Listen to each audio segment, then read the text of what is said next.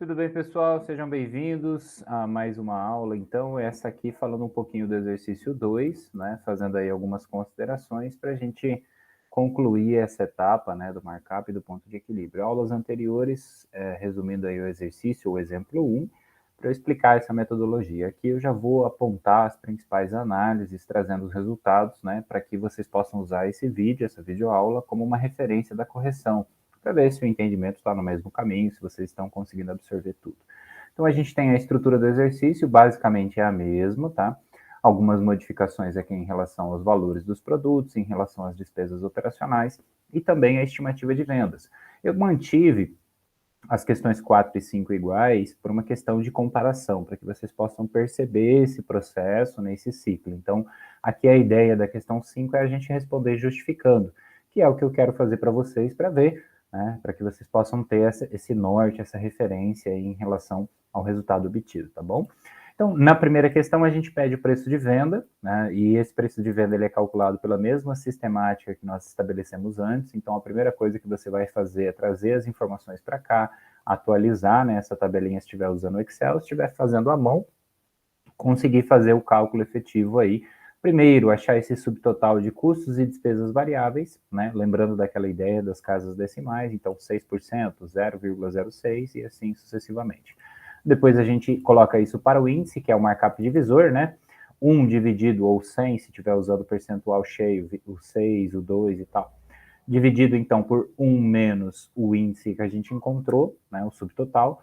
1,42 é o índice do markup divisor, tá bom? Não se esqueçam disso.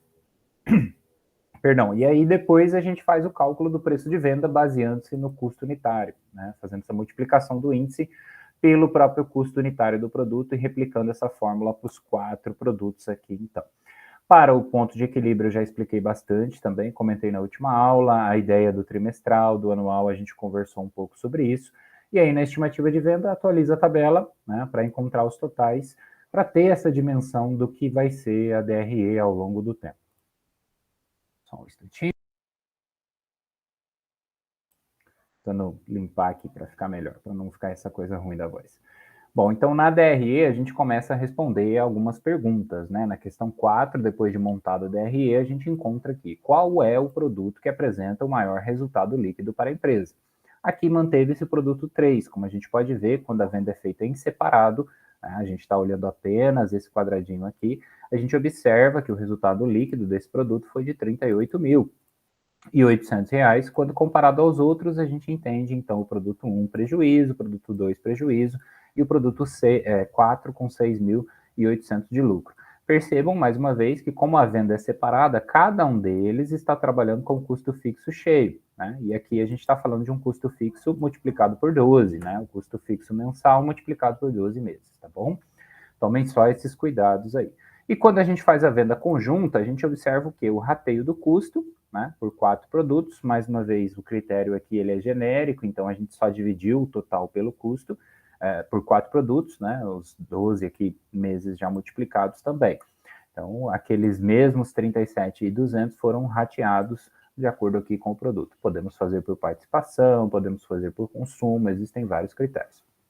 E aí a gente observa que neste caso, neste outro cenário, o produto 3 ainda se mantém como um dos principais, né, um dos melhores aqui, e os demais começam a recuperar um pouco daquele prejuízo e aumentar também no caso do produto 4.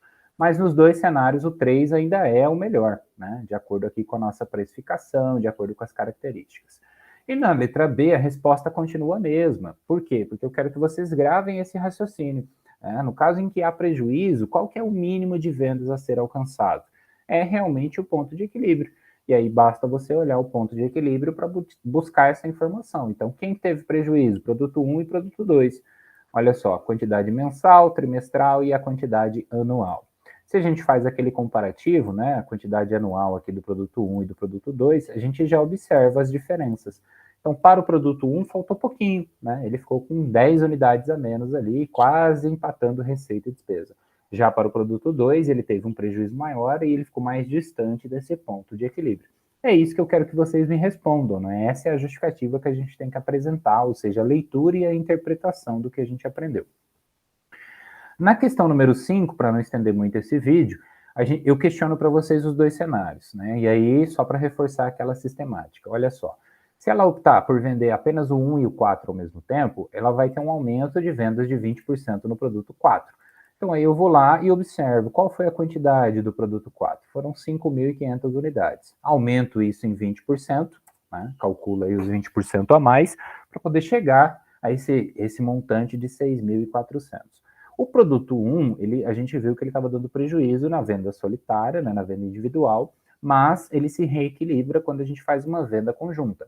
Porém, aqui o rateio do custo ele fica mais alto, né? A gente precisa tomar esse cuidado. Olha só, agora o rateio está em 18 mil. Por quê? Porque é os 37 dividido por 2. Então a gente chega à conclusão de que ele tem um lucro, tá? Mas ele é diferente de quando nós vendemos os 4 produtos. Né? E aí, comparando esses dois cenários aqui que nós temos, né? No caso do produto 4 vendendo junto também, a empresa vai ter um lucro, né? Um resultado líquido de 52 mil.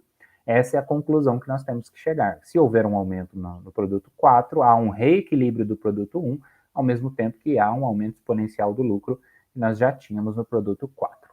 No cenário 2, a letra B, da questão 5, a gente vai ter então o aumento desses 10%, que é uma projeção relativamente cotidiana, né? Nós esperamos que haja um aumento, um reequilíbrio, enfim, uma constante evolução no processo do trabalho, da operação da empresa. Então, esses aumentos a gente precisa lidar com eles justamente para ir reorganizando este orçamento, essas projeções que nós fazemos. Então, aqui percebam, né, a fórmula está automática para puxar lá o preço de venda, multiplicar agora pela quantidade atualizada. Então, o que eu fiz aqui? Peguei a quantidade do produto 2, né, a cédula aqui D42, 7.900, e o mesmo para o produto 3, né, 11.400. Os dois foram aumentados em 10%, e aí a gente chega a esses montantes aqui, 8.690 e 12.540. Então, neste cenário, a gente novamente tomou cuidado de fazer as deduções e o rateio adequado, 2 produtos. E aí, efetivamente, eu chego à conclusão de que eu vou ter um lucro de 13,74. E aí, a grande máxima, né, do entendimento que nós precisamos ter desses cenários é que qual das duas opções é melhor para a empresa? Porque não adianta, né, ficar fazendo essas simulações, ficar fazendo essas análises e não chegar a alguma conclusão. Então, qual seria, por exemplo, o parâmetro que a gente poderia utilizar aqui? Né? Considerando que todas as situações, os cenários, são passíveis de execução. Né? Não existe nenhum outro elemento externo à matemática, ao nosso raciocínio aqui, que possa efetivamente alterar alguma coisa. Tá? Lembrando sempre que esses números eles são passíveis de serem alterados por esses eventos que influenciam o cotidiano da empresa. Então vamos olhar, ó, se eu fizer o cenário 1, eu vou ter 11% de margem de lucro. Né? Eu vou ter isso num montante de 52 mil. Ok. E aí, se eu fizer o cenário 2, eu vou ter 81 mil reais, né? E 13%.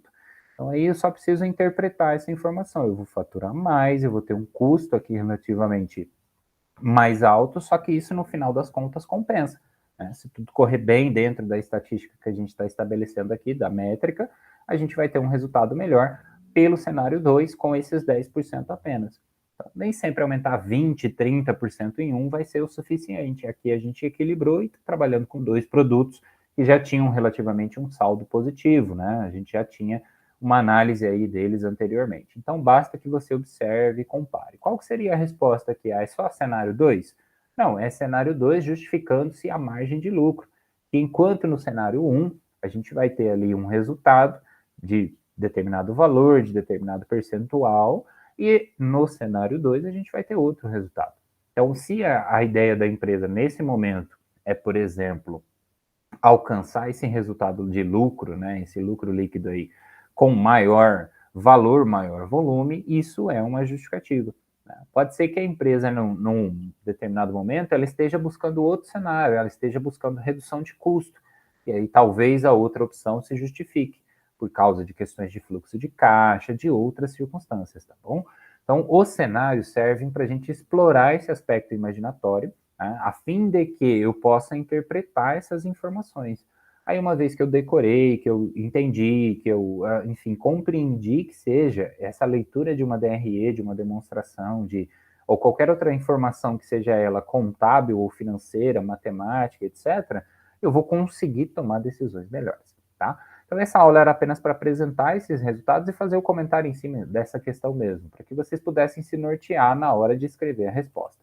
Aí eu quero que vocês escrevam realmente, justifiquem, né, com as suas palavras, o jeito que vocês entenderam. Né? Não precisa ser o mesmo critério que o meu. Observou outra coisa diferente? Coloca aqui também, para a gente levar em discussão na nossa próxima aula ao vivo. Bacana? Então, obrigado pela atenção aí, satisfação estar mais uma vez com vocês, né? Estou adiantando a gravação dessa aula aqui para já postar ela amanhã, que é a data de hoje, provavelmente, que vocês estão assistindo, enfim, a data da aula efetivamente. Beleza? Obrigadão, bons estudos aí. Não se esqueçam, qualquer coisa eu estou à disposição no grupo lá para a gente conversar e tirar dúvidas, inclusive aos finais de semana. Bons estudos e até a próxima aula.